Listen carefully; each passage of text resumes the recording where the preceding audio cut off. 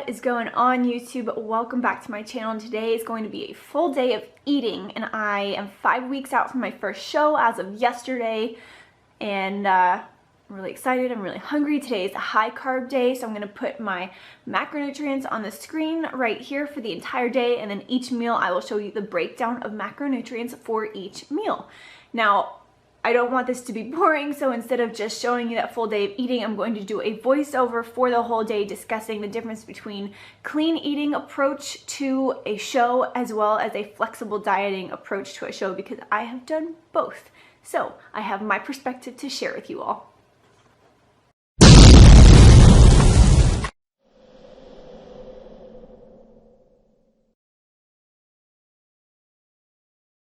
Hi everyone, I'm Danye. Welcome back to Fitness Empowerment by Danye. Today, while you're watching this full day of eating, I'm going to discuss with you the difference between flexible dieting and healthy clean eating, or kind of like the bro science way of eating and training and meal prepping for a bodybuilding show. Now, make sure you stick around even if you're not a bodybuilder, because maybe you're trying to implement some new type of nutrition into your lifestyle. This is going to give you two separate perspectives and different options to incorporate into your training and your meal plans and how you want to prep. And neither way is bad, so don't think that I'm talking negatively about one or positively about the other. I'm just going to give you the pros and cons of each in my perspective, because I did one prep through a clean eating meal plan, and this current prep I'm doing through flexible dieting. So I just have both perspectives to offer. So let's get to it. I started prepping for my first show, or my first season really, in March of 2015. I had never done a bodybuilding show before. I was always in the gym, so I had lifted for probably about 10 plus years, and I love lifting weights. I needed a new goal. I needed more structure. So I needed a new goal. I needed a new structure in my life, and I was doing some training at the time, and just like, it's like, what do I need? I need a new hobby, or actually I don't have time for a new hobby. Why don't I just figure out how to do what I'm doing right now and take it to the next level and do it better? So over the course of a weekend, I researched a bunch of the different trainers throughout San Antonio, and I called a couple of them and tried to interview a little bit and gauge their interest level in working with me. And I found a certain coach, and she was fantastic.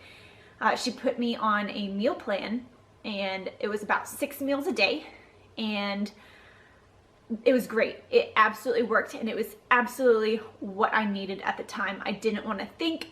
I just wanted to know exactly what I needed to eat, what was going to get the job done and get me to where my goals were going to, put me on stage and help me to do well and give me a better physique. So I didn't know much about nutrition at the time. I knew a lot about the gym and lifting, but I didn't know how to combine and balance them together. So this coach gave me, and she worked with a registered dietitian. She wasn't a registered dietitian herself, but she worked with one. So that's a side tip. Very important when you're researching a coach, make sure that they have the correct background to be offering you nutrition advice. Personal trainers on their own should not be recommending meal plans to you. They need to be working with a registered dietitian or giving you advice that they have learned through their training that they're allowed to give you, but they should not be giving you exact meal plans if they don't have that specific background to do so. Anyway, had the 6 meal plans a day, did that for about 6-7 months before I stepped on stage for the first time. And these 6 meals, for a while, they were great. And she changed them up every couple of weeks, maybe every 3 to 4 weeks, and adjusted the portions and added some new foods in and took some foods out. And now I know that I kind of started off with more carbs and a higher fat content. And as I got closer to show, some of those fats came out. So I was having, one of my meals, for example, was a piece of bread with peanut butter on top. And I remember sometimes I had some avocado mixed in. So I had some of these healthier fats placed into my diet, but then those came out as I got closer to show because I needed to cut carbs and cut fats in the right proportions. So I had steak for some point in time in my diet plan, and then that came out as well because we wanted to move to leaner meats, whether it was chicken or fish or egg whites. So that's kind of the basis of the meal plan. 6 meals a day. 2 of them were more like snacks and 4 of them are just straight meals, usually about 4 to 5 ounces of protein, about a half a cup to 1 cup, depending on the time of prep, as far as carbs went, and then protein, carbs, fats. Yeah, there really wasn't a ton of fats. And I had fruit in my diet for a little bit of time, and that came out towards the very end as well. I had protein shakes in that diet for a time, and then those came out as well because we wanted to take out processed foods and anything like something to flavor drinks that happen to have calories that might cause bloating, anything like that. So I did not have Starbucks or any type of altered sugary substance that could potentially cause bloating. So it got to a point, and again, this is different for everybody, but I got to a point where I could not maintain, and I did not have good enough communication skills with my coach at the time to let her know that I was having problems sticking to the meal plan. I don't like fish. I can't stand seafood. Sorry to everybody out there who loves it, and it's weird, and people question me all the time because I was pretty much raised in New Orleans. I don't know, I don't get it, I just don't like it. I never have, I don't think I ever will. I was that kid who used to leave a restaurant when my parents took us out for a family dinner. If it was a seafood restaurant, I would sit outside, I would sit in the gift shop. I just don't like it.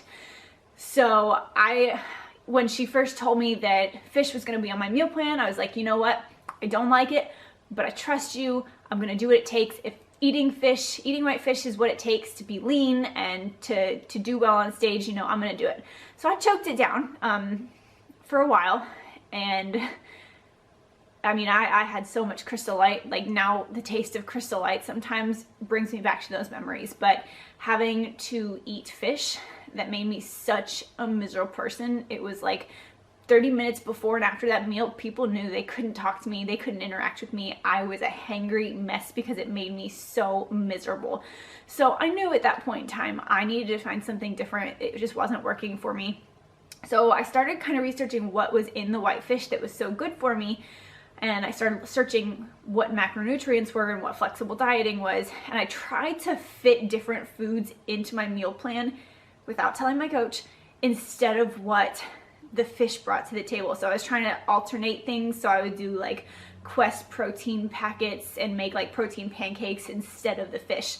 What I failed to realize is that the protein packets and the fish have a very different micronutrient content, and so those two things really weren't quite interchangeable. So it was hard to fake that. She noticed within a couple of days that I was not following the meal plan and I had to come clean. But yeah, it just wasn't something that worked for me. And she was able to work with me for the last couple weeks of my third prep, or my third show during that 2015 season. And we added in some more egg whites and took out the fish, and we made a balance. But I came to realize that I have a lot of travel in my life, and I don't have an entire Sunday necessarily to spend on meal prep. And so after that third show, I took a break. I had heard of this term reverse dieting, and so I started trying to do a reverse diet on my own. I really started tracking my macros, watching a lot of YouTube videos, listening to a lot of podcasts on flexible dieting and if it fits your macros, and tracking macronutrients and things like that to really get the hang of it. That took probably 6 to 8 months to really grasp it and understand it without a coach that was actually guiding me through that type of lifestyle. And I was doing this totally on my own. Once I realized that I wanted to start another prep and really reverse diet properly, I did hire an online coach that specialized in flexible dieting and macronutrient counting. And I found this coach through watching YouTube videos. Essentially, I followed a couple YouTubers who were trained by this person, and I went onto his website and I checked out his page, and I said, you know what, I like what these people bring to the table. I like the way that he seems to train with them. I like the way that their nutrition is lined out. This is what I'm learning, and it seems to be that it's all lining up. So, you know what, we're gonna go for it. And so after we talked on the phone for about probably 30 to 45 minutes, the first time we spoke on the phone, I was like, yes, we're all on the same page. This is the way I want to go right now. It seems to fit my lifestyle a little bit better. So we went for it, and we probably reverse dieted from maybe March, April of 2016 until until I started my cut in late November, early December of 2016 for this season. So I reverse dieted up until that point and learned about how to reverse diet and how to increase your carbs and when to increase your fats and where the protein levels needed to stay. And for me, this was magic. I mean, I could eat literally whatever I wanted. I just had to watch the portion control, and it makes me so much happier. And it's not always the easiest thing, because sometimes you get a little free spirit and you're like, oh, can I fit this extra tablespoon of peanut butter, or can I have one bite of cake? Is it worth it? Is it not? It's a learning process every day.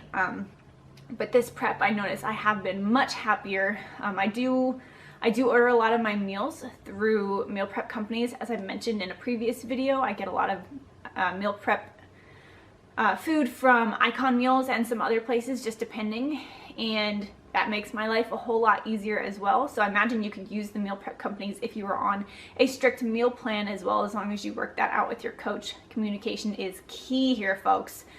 So, but yeah, so I'm 5 weeks out from my first show. The 1st of April should be my first show in Waxahachie, Texas this year.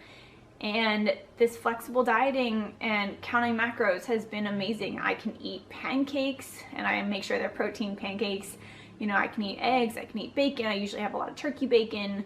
I do the Icon meal, so I still have to incorporate all these things like chicken and lean ground turkey and lean ground beef and lots of vegetables. But I have a big salad usually every day and throw lots of veggies in there. But I don't restrict anything. I don't only stick to leafy green vegetables, so it's not just spinach, it's not just broccoli, it's not just asparagus or green beans. Like, I'll throw corn in, I'll throw tomatoes in, I will throw, you know, onions in. Like, I do a combination of everything, because I feel like the less I deprive myself of a certain type of food, the less I'm gonna want to binge on it later on. And I haven't had a huge binge session. I haven't had, you know, I don't get a cheat meal or a cheat day anymore, but I don't feel like I need it either. I do have high carb days and medium carb days and low carb days, so I do feel like I can fit more fun foods in on those high carb days, but it's not a binge. I don't go out like I used to on my cheat nights and get a huge steak and a huge, you know, piece of cheesecake afterwards, and those binge sessions can be unhealthy if you don't know how to moderate them. I mean, my binge sessions, my cheat meal days, whatever you want to call them, sometimes they were a meal, and then sometimes they turned into a couple hours, and sometimes they turned into a whole day, and I felt guilty afterwards. I felt physically great because I was like, yes, I'm full, like, I feel awesome, but I still felt guilty because I was off track. That's basically your two types of meal plans that you can go on, whether you do a clean eating meal plan that somebody provides for you and you just, you know, you have a list of ingredients and you have all these things that you need to get in every day, or you can do an if it fits your macros style where you plan out your day, and as long as you hit your fats, your carbs, and your protein grams at the end of each day, you're good to go. I mean, yes, there's still a lot of things that you eat the same on both types of plans, and depending on your coach, as long as you communicate with your coach and y'all are both on the same page, it's gonna work out. As long as you're both happy and you're both figuring it out together and you're both figuring out what works well for you, that's what really matters. The best plan for you is the one that you can stick to on the longest period of time. So for me, as of this point in time, flexible dieting makes me much happier, much more enjoyable. It's much easier on my lifestyle, especially when I'm traveling. It's less restrictive for me, and that works for me. But if you are the type of person that just needs a structured meal plan, then a healthy, clean eating meal plan is the way to go, and you just have to figure that out for yourself. So that is what I have for you guys today. Please comment below with any questions you have specific to either the clean eating aspect or the flexible dieting aspect. I'm happy to answer questions on both sides. Like I said, again, neither one is negative or positive. You just have to find the one that works best for you. Currently, flexible dieting works best for me. Also, comment below with your thoughts on if you've done both, which one you like better, which one you don't like, and what your reasoning is why. And comment with each other too. Like, you never know what you find in the comment section. So That's all from me. I certainly hope you guys enjoyed watching this full day of eating. Again, I am 5 weeks out. Keep in mind, these are my macronutrients. These are not for anybody else. This is just to show you what I can fit in with these numbers and to give you ideas of what you can work into your macronutrients if you are following a flexible dieting plan. So that's the little caveat there. Do not take these macros as something that you should be following specifically. So please, any questions, comment below, let me know. And yeah, I'm 5 weeks out, super excited. So make sure you click that subscribe button, and let's see what comes up next. I'm getting my bikini on Friday for this show, and it is bedazzled. I'm so excited. So make sure you check back in a couple of days, because I will have a video about choosing bikinis and colors and tans, and probably some more posing and another workout. So make sure you stay tuned, share this video if you learned something, because there's always more people out there that can learn from my videos and I can learn from them. So make sure you guys share this video, give it a thumbs up, and I will see y'all next time.